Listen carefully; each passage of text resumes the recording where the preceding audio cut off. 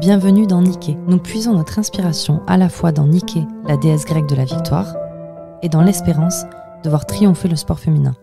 Plongez avec nous dans des discussions passionnantes pour relever les défis de l'égalité.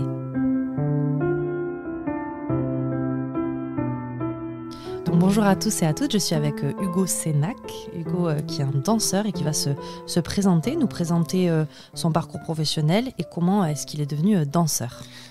Bonjour, je suis Hugo Sénac et je vis dans le sud-ouest. J'ai commencé la danse à 6 ans et je suis dans une association 1 heure par jour. C'était pas vraiment de la danse, c'était plus un loisir, mais ça m'a vraiment servi dans le côté artistique et tout ça. Et du coup, à 9 ans, j'ai décidé d'aller en conservatoire et de commencer la danse classique, ce qui m'a beaucoup plu et j'ai vraiment envisagé le côté professionnel et donc jusqu'à mes 14 ans, on a commencé la formation et Nathalie Allais, c'était ma prof de danse classique, m'a vraiment amené vers justement ce côté professionnel. Et donc j'ai passé des auditions, des concours, et ce qui m'a permis d'entrer à Rosella Hightower à Cannes. Ok, donc tu as quel âge aujourd'hui ? 16 ans, depuis un mois. C'est quoi donc cette école ? Parce que peut-être que tout le monde n'est pas familier avec. Est-ce que tu peux nous la décrire rapidement ? C'est une école internationale, donc il y a 15 nationalités. On y fait une formation classique et contemporaine. On a les cours maths, français le matin. Et après, de 14h à 20h en moyenne, on a danse contemporaine et classique. D'accord, dans l'avenir, dans le but de devenir danseur professionnel. Oui, c'est ça. La danse, elle est souvent perçue comme une discipline assez exigeante, donc tu vas peut-être être d'accord avec moi. En tant que danseur, comment est-ce que tu gères les blessures et comment tu entretiens ton corps ? Alors, il faut vraiment prévenir les blessures, c'est super important. Donc, on fait beaucoup de kiné, d'exercices. L'échauffement est vraiment un élément important pour la danse parce que si on n'est pas échauffé, on ne peut pas faire un cours. On ne se sent pas en bonne santé, on n'est pas présent dans le cours, personnellement. Et oui, c'est sûr, c'est exigeant et pour le stress, le corps, la récupération, c'est super important, le sommeil, même si des fois en période de stress, le corps c'est une grosse machine, donc tout est perturbé. Et du coup, c'est important de bien s'entretenir, de boire, de manger correctement. Oui, c'est pour les blessures, on a des exercices qu'on nous donne souvent et on fait en sorte de bien s'en sortir pour être en forme, quoi, parce que sinon... Hygiène de vie au top pour résultat au top. C'est ça, c'est exactement ça. Donc la danse, c'est quand même considéré comme une discipline, en tout cas ça a longtemps été considéré comme une discipline plutôt féminine, ou plutôt pratiquée par les filles. Oui. Toi, est-ce que tu as un avis sur ça ? Et on en parlait un peu avant que tu arrives dans le studio. Tu trouves que ça s'est un peu, diversifié. Et j'aimerais avoir ton ressenti sur ton parcours, toi, en tant qu'homme, du coup, dans ce milieu. Alors, moi, c'était plus difficile au début, quand j'étais petit, et même au collège, on m'a souvent dit c'est le garçon qui fait de la danse, et on m'attribuait souvent une orientation sexuelle qui n'est pas du tout vraie. C'est des stéréotypes, et tu mets un tutu, tu t'habilles comme ça. C'est vrai que c'est difficile au début pour se construire et tout, donc on se sent un peu différent, alors que pas du tout, on veut juste faire une discipline... belle, c'est un art, c'est beau et je vois pas pourquoi ça devrait être que pour les filles. Du coup, au début, je ressentais un peu ce sentiment d'injustice. Mais là, je suis vraiment en train de réaliser qu'il faut avancer, que c'est pas grave et c'est bien aussi peut-être qu'un jour ils réaliseront, ces gens-là qui pensent comme ça, que c'est normal et que juste on peut danser. Tout le monde peut faire le sport qu'il veut finalement. Tout le monde, oui, c'est ça, c'est exactement ça. Quand tu étais plus jeune, tu étais le seul garçon par exemple à l'association ? Oui. J'étais pas le seul dans l'association, mais dans mon groupe, oui, on n'était pas nombreux, non. Ça doit pas être facile quand on est petit d'affronter le regard, mais j'imagine en plus, c'est pas que le regard des enfants, non ? Tu dois avoir le regard des adultes aussi. Oui, c'est ça. Ah, mais tu fais de la danse et... surtout le sud-ouest, on est souvent centré rugby. Ah bon ? Et j'ai fait 1 an de rugby, mais je dansais sur le terrain, alors franchement, c'était pas le plus efficace. Et oui, c'est vrai... mais c'est bien parce que justement, même pour les adultes, qu'un enfant fasse de la danse, je sais pas, moi je me sens bien dans ce que je fais et j'ai pas envie d'arrêter pour juste le regard des autres. C'est super. En lien avec ça, est-ce que pour toi la danse, au-delà de la discipline sportive, est-ce que c'est un moyen d'expression, de confiance en toi ? Est-ce que ça te sert dans la vie de tous les jours ? Oui, franchement, l'expression oui, parce que j'ai tendance à pas beaucoup parler, je suis assez réservé. Et du coup, le fait de pouvoir danser, de pouvoir juste bouger mon corps sans avoir la parole qui entre en jeu, même s'il y a des danses où on crie, où on parle, c'est vraiment intéressant de visiter chaque danse et c'est différentes expériences. Mais personnellement, moi, je préfère être. C'est comme un petit peu ma bulle. Et justement, quand on danse en groupe, je sais pas, c'est comme si on était liés.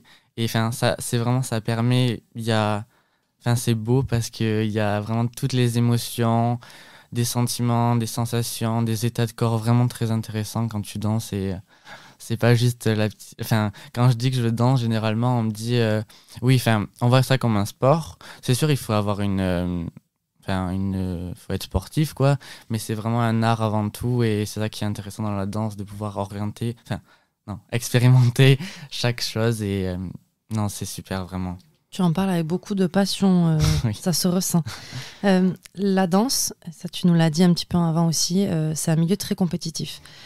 Comment on peut encourager la collaboration, le soutien, ou est-ce que tu peux nous parler peut-être des expériences, parce que tu disais que c'était un milieu où même les gens étaient un peu méchants. Oui. Donc je t'écoute sur ça. On peut encourager la collaboration entre les danseurs, c'est sûr. Après, je vois pas que la compétition, c'est pas que négatif. Il y a un aspect positif ça nous donne la niaque de réussir. Mais justement, c'est pareil, il faut regarder devant soi, pour soi. Des fois, c'est un peu égoïste, mais c'est comme ça. Et quand c'est sûr, on entend des choses sur nous, on voit comment les autres nous regardent, ou quand tu danses et que tu dois passer tout seul et que tu vois tout le monde qui... tu le remarques très vite, la compétition commencer. Ouais. Et c'est juste que tu dois t'habituer et pour encourager les danseurs. Mais je pense que quand tu te fais, je sais pas, c'est en fonction des affinités.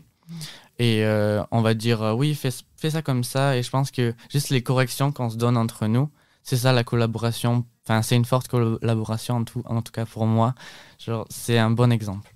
Et entre toi et moi, est-ce qu'il y a de la place pour tout le monde dans le milieu professionnel de la danse? Non, c'est des places très limitées. Le corps aussi, ça y fait. C'est la danse qui nous choisit, c'est pas nous qui choisissons la danse. Ok. Est-ce que tu as des sources d'inspiration en tant que danseur et comment ça se reflète peut-être dans ton travail artistique? J'apprécie beaucoup deux danseurs de l'opéra, donc qui s'appellent Paul Marc et Hugo Marchand. C'est des danseurs extraordinaires. Hugo Marchand, il est super grand, il est super impressionnant. Je l'ai vu sur scène. Non, je l'ai pas vu. J'aimerais le voir, pardon. Et c'est vraiment... il est magnifique et personnellement, moi, j'aimerais bien pratiquer le néoclassique. Et il y a des super compagnies comme la compagnie d'Angelin Prège-Locage ou le Malandin Ballet.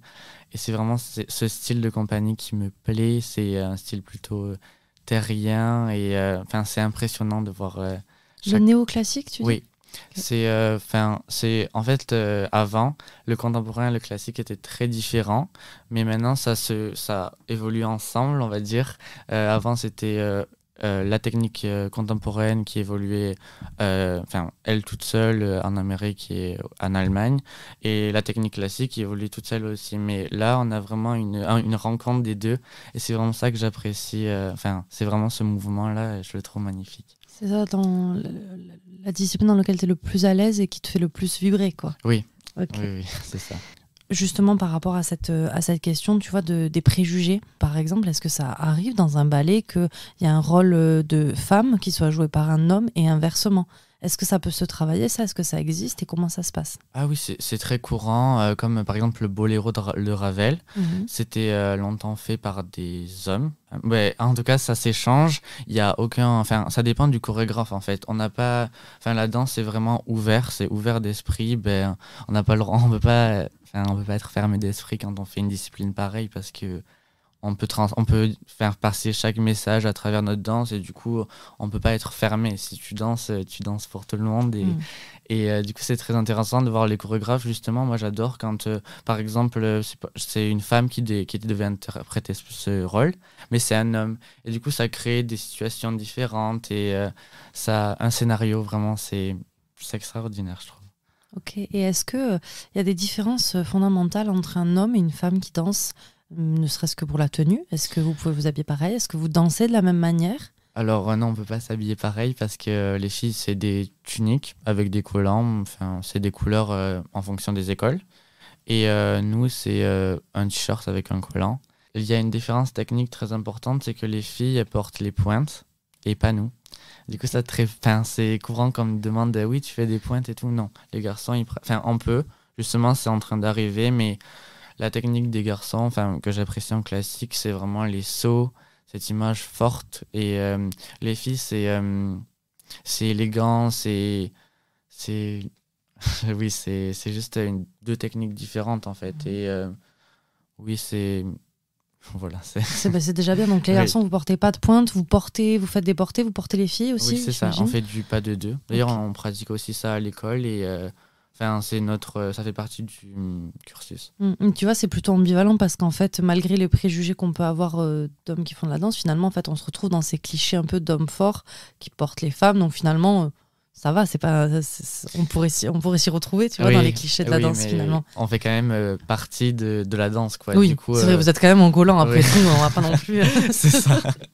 Ah oui, c'est toujours, quand tu discutes avec quelqu'un de fermé d'esprit, tu fais de la danse, donc t'aimes les hommes, et tu fais de la danse, donc t'aimes les tutus, t'aimes le rose. Mais non, c'est pas du tout comme ça. Je vois pas pourquoi on aurait. Oui, chaque individu est différent. Oui, c'est ça. Et puis même si en effet on aime les hommes et on aime le rose, c'est pas grave. Okay, oui, c'est ok. Quel conseil tu pourrais donner à un garçon, à un homme qui souhaiterait aujourd'hui se lancer dans une discipline, pas forcément la danse, mais quelque chose, tu vois, plutôt associé au féminin? En tant que toi, danseur, qu'est-ce que tu pourrais donner comme conseil? Moi, je lui dirais de foncer, de pas regarder les autres. Que de toute façon, il y aura toujours des gens pour lui. Et justement, ce qui fait c'est beau, il sera toujours apprécié par les autres et il n'y aura pas de souci. Ok. Hugo, c'est quoi ton rêve et qu'est-ce qu'on peut te souhaiter pour la suite? Mon rêve, c'est de danser pour le reste de ma vie et juste d'être sur scène. Je pense que ça serait pas mal. Ok. Ce serait quoi le mieux? On pourrait te voir où? Au New York City Ballet. Ok, alors rendez-vous à New York, Hugo. Ça marche. Merci beaucoup. Avec plaisir. Merci de nous avoir écoutés. C'était Niké. En attendant le prochain épisode, rendez-vous sur Instagram, la maison du sport au féminin. À très vite.